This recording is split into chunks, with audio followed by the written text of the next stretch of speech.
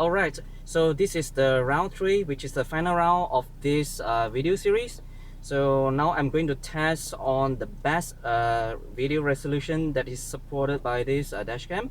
So the video resolution is 2592 times 1944. So I'm ready. Let's go.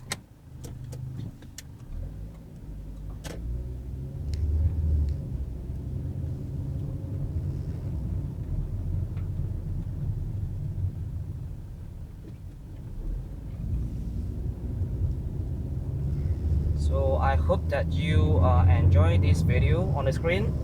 So because tonight is December 12th, as far I remember, so there's a big discount on the web. I mean in the online shopping. So yeah, with these short clips, maybe it can help you to decide whether you want to buy one of these dashcam. Actually, while reviewing this dashcam, I'm planning actually to get the second one for myself, but let's see.